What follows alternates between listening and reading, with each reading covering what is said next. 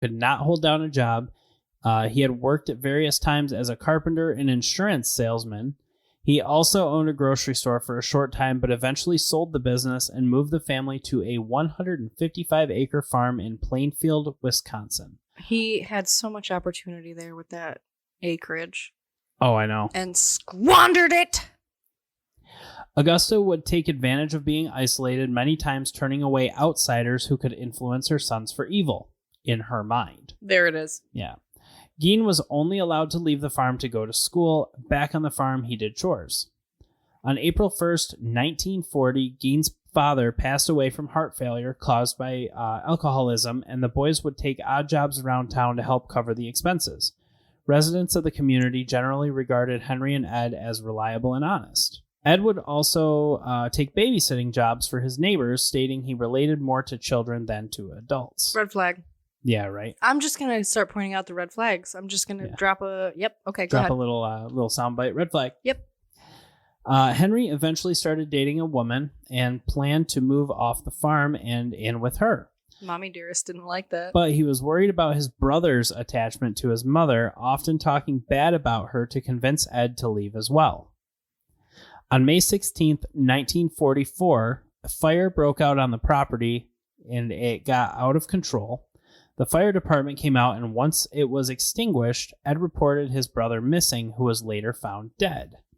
The cause of death was presumed to be heart failure, as he had no signs of being burned or injured in any other way. Well, hold on. It was later reported that Henry had bruises on his head, but local police ruled out foul play, and the county coroner would list the official cause of death as asphyxiation. I was just going to ask. I was going to say. So authorities accepted the theory of Henry's death being an accident and never investigated, and an autopsy was never performed. What, like they just were like, you know what? Fire broke out. Motherfucker was running around in circles, cracked himself in the head. I don't understand that, but whatever.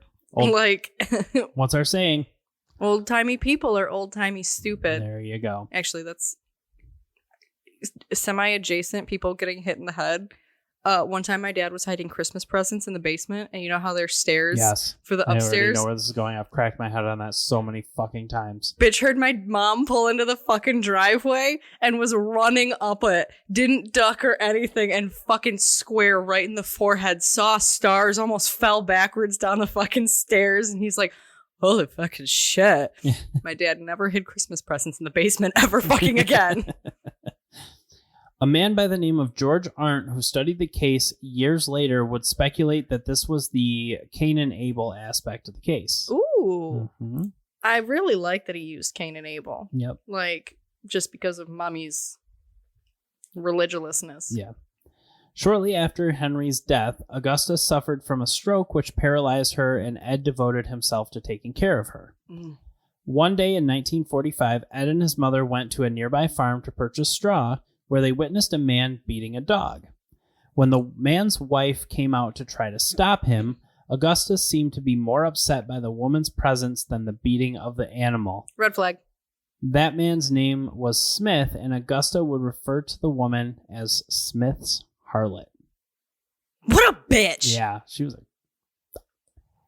she's nasty. She was a word that I won't say publicly on the podcast, but it starts with a C and it rhymes with bunt. Oh, she's a cunt. I don't care. Yeah. I don't give a fuck. His name was Mike. I can say it. I'll call it like it is. Yeah, right. So shortly after that, Augusta suffered from another stroke, and her health declined extremely fast, and as a result, she died on December 29th, 1945. Hey, I think the Lord was telling her something. He goes, I fucked this one up. Yep. We got to take that one.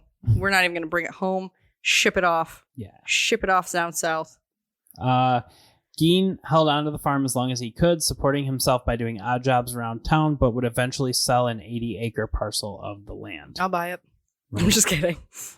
So now we're jumping ahead a little bit. So on the morning of November 16th, 1957, a local woman by the name of Bernice Warden, who worked at the local hardware store... Really thought you were going to say prison. No. Because her last name's Warden. Yeah. Disappeared. That's funny because of her son.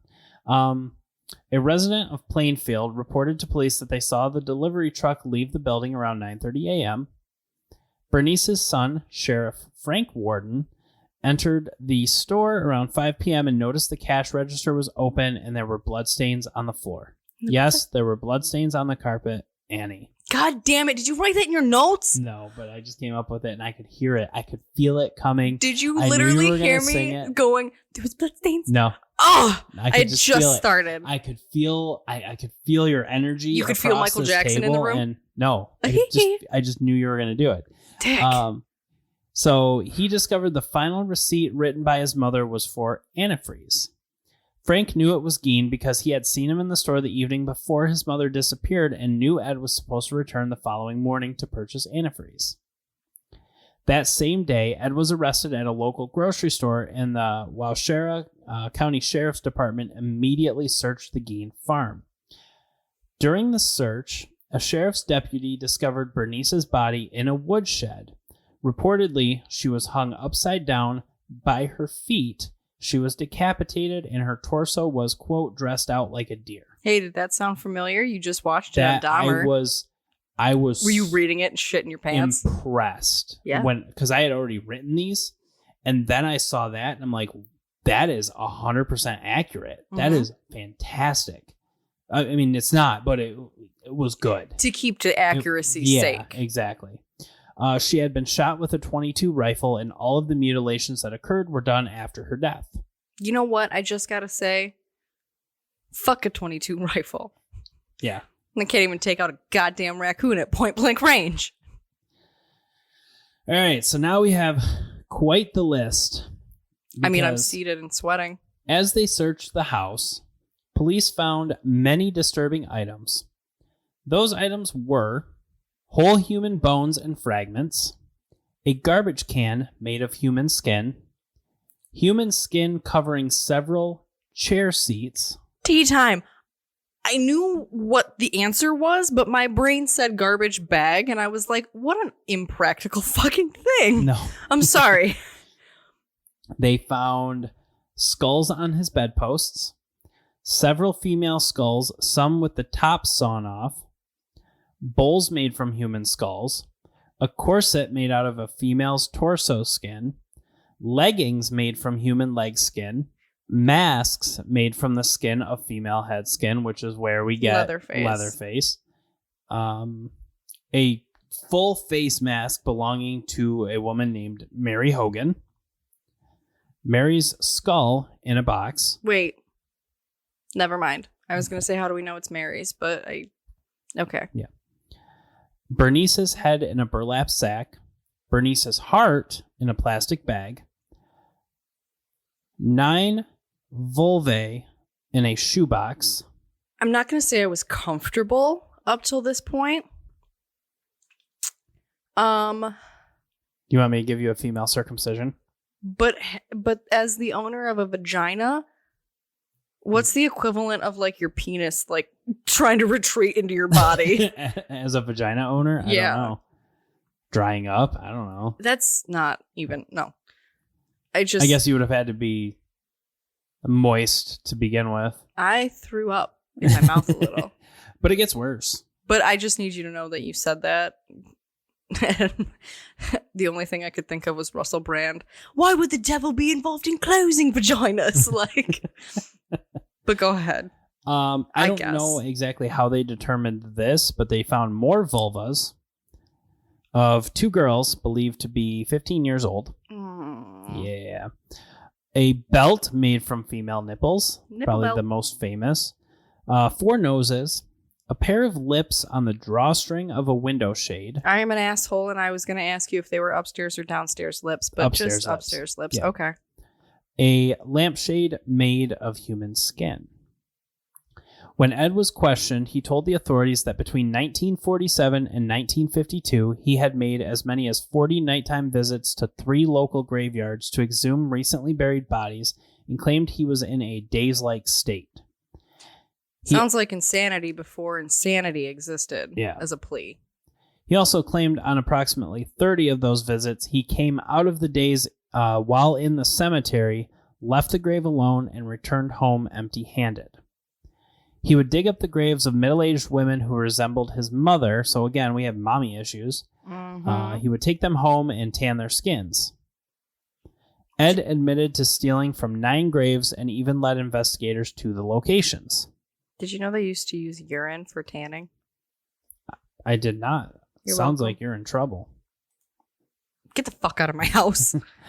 So, a man by the name of Alan Wilimovsky of the State Crime Laboratory participated in opening 3 test graves identified by Gein.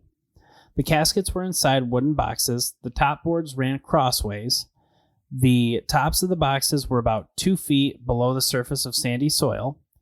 Gein had robbed the graves soon after the funerals while the graves were not completed. The test graves were exhumed because authorities were uncertain as to whether whether Gein was capable of single-handedly digging up a grave during a single evening. They were found as Gein described. 2 of the exhumed graves were found empty. One had a crowbar in place of the body. One casket was empty, which actually becomes funny in a minute. I'll just leave this here. Yeah. They'll never know. Well, hold on. One casket was empty. One casket Gein had failed to open when he lost his pry bar. Well, no shit, dickhead. It's in the other one, 3 rows over and 2 slots down, you fucking numbnuts. Now, where the fuck did I put that?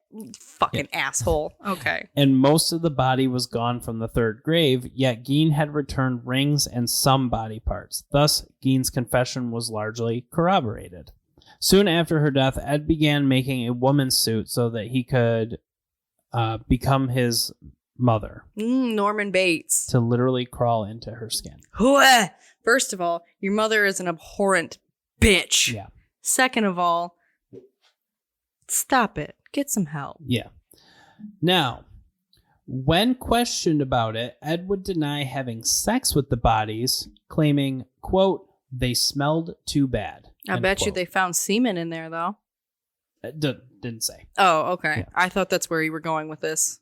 He would also later admit to the murder of Mary Hogan, who had been missing since 1954, whose head investigators found in his home, but later denied having any memory of her death.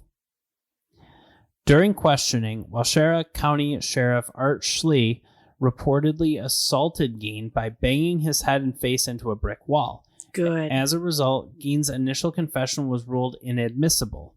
Schlee died of heart failure at age 43 in 1968 before Gein's trial. That's a shame. Many who knew Schlee said he was traumatized by the horror of Gein's crimes, and this, along with the fear of having to testify, especially about assaulting Gein, caused his death. Really? I would have been loud and proud. Yeah, I fucking did that. One of his friends said, quote, he was a victim of Ed Gein as surely as if he had butchered him. Yep. End quote. So moving into the trial, on November 21st, 1957, Gein was arraigned on 1 count of first-degree murder in Waushara County Court, where he pleaded not guilty by reason of insanity. Gein was diagnosed with schizophrenia and found mentally incompetent, thus unfit for trial. He was sent to the Central State Hospital for the Criminally Insane, now the Dodge Correctional Institution, a maximum security facility in Waupun, Wisconsin, and later transferred to the Mendota State Hospital in Madison, Wisconsin. In 1968, doctors determined Gein was, quote, mentally able to confer with counsel and participate in his defense, end quote. The trial began on November 7th, 1968, and lasted 1 week. A psychiatrist testified that Gein had told him that he did not know whether the killing of Bernice Worden was intentional or accidental. Gein had told him that while he examined a gun in Worden's store, the gun went off, killing Worden. Gein testified that after trying to load a bullet into the rifle, it discharged. He said he had not aimed the rifle at Worden and did not remember anything else that happened that morning. Hold on. Yes. What a fucking accident. Oh, no. Yeah. And then you took her steal home, a body? And this is, no. Nope. No. I don't buy it for a second. No. What a fucking liar. Mm-hmm. At the request of the defense, Gein's trial was held without a jury, with Judge Robert H. Golmar presiding. Gein was found guilty by Golmar on November 14th. A second trial dealt with Gein's sanity. After testimony by doctors for the prosecution and defense, Golmar ruled Gein, quote, not guilty by reason of insanity, end quote. In